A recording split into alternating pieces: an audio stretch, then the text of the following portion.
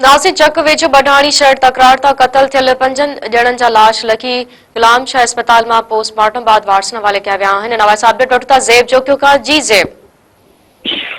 जी बिल्कुल लखी गुलाम शाह लॻ ॻोठ बीचान जे भरिसां शहर बढाणी खूनी वेढ़ां दौरान जेके आहिनि से क़त्ल थी वियल 5 ॼणनि जा जेके लाश आहिनि उहे लखी गुलाम शाह तालका अस्पताल आंदा विया जितां 5 ई मक़तूलनि जा लाश पोस्टमार्टम करण बाद वारसन हवाले कया विया। जॾहिं त 5 ई मक़तूलनि जा लाश घर पहुचण ते वारसन में कोराम अची वियो।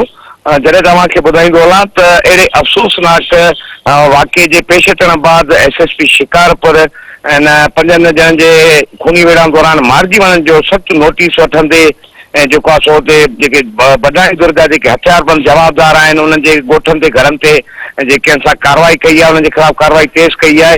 जंहिं दौरान मां पुलिस जेका शिकारपुर माटर ॻोल्हण जी जेका कार्रवाई कई आहे जंहिं दौरान इहे इतला आहिनि त 2 जेके हथियारबंद आहिनि उहे मारिजी विया आहिनि। जॾहिं त इन कार्रवाई दौरान 3 औरतुनि समेत 10 ॼणनि जे ज़ख़्मी थियण जा पिण इतला मिलिया आहिनि। जॾहिं तव्हांखे इहो पिण ॿुधाईंदो हलां त शहर बढाणी जेको खूनी तकरार आहे लखी गुलाम शाह तालके में गुज़िरियल केतिरे अरसे खां इहो हलंदड़ आहे। इन खूनी तकरार जो कुझु टाइम अॻु में तारीख़ बि जेका तय कई वई 18 नवंबर ते खूनी जेके धुरियूं आहिनि जहिड़ींदड़ धुरियूं उन्हनि जो फ़ैसिलो पिण रचियल हो जंहिंजो फ़ैसिलो चीफ सरदार फतेह मोहम्मद खान जतोई ऐं डॉक्टर मोहम्मद इब्राहिम जतोई जी सरपंची हेठि थियण हो।